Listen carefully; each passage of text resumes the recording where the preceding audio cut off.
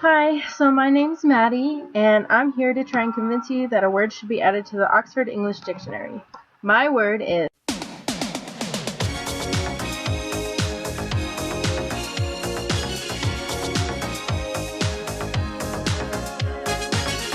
I'm sorry about that. I'm not quite sure how that got in. If the clip didn't clue you in, my word is rickroll.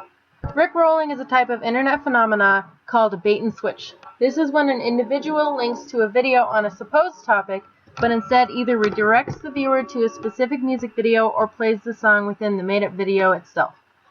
In the glorious year of 1987, a singer by the name of Rick Astley released a song called Never Gonna Give You Up. When first released to the public, it became a #1 hit on several international charts. Most adults that grew up in this time period have heard this song. However, the popularity of it faded with time, not appearing again in the way we see it until relatively new times. The rebirth of Rick Astley's song came after a practical joke on a site called 4chan in May of 2007. Links to topics were redirected to a picture of a duck on wheels. Users began to call it duck wheeling. This grew into rickrolling when a user posted a link to a video game trailer that went to the music video for Never Gonna Give You Up. As funny things on the internet are prone to do, the prank exploded. What started out as a website-specific thing became used by people in real life. In February of 2008, a group of protesters gathered outside of an event for Scientology and blasted the song out of speakers to mock them. On April Fool's Day of the same year, YouTube played a prank on its users by making every single featured video on the homepage redirect to the music video. The prank even came full circle to the singer himself during the Macy's Thanksgiving Day Parade. The announcer called for quiet and everyone's attention so that they could hear a special performance. After a few seconds after one of the floats started singing a song about friendship, it cuts off and Never Gonna Give You Up begins to play as Rick Astley comes out to lip sync with his song. Some would argue that this phenomena was too short-lived for the OED, which is why it hasn't been put in yet. I, however, have to disagree. In 2010, a bipartisan group of Oregon representatives planned to pull off the rickroll during household sessions. Each of the participants was given a portion of the lyrics of Never Gonna Give You Up to subtly plug into their statements during legislative discussion. This scheme was finally revealed on April 1, 2011, when Representative Jefferson Smith and his co-conspirators edited and uploaded a video of various representatives making their statements put in proper lyrical order of the song. Later that year, the founder of WikiLeaks, Julian Assange, released an article titled England, Reliability and the Longevity of UK and US Relationship Confirmed. In it, the reader finds it's actually the lyrics of Astley's song. The White House commented the next day about how today's briefing wasn't as entertaining as yesterday's. Although not quite as popular as when it started out, hundreds and even thousands of people continue to be rickrolled each day.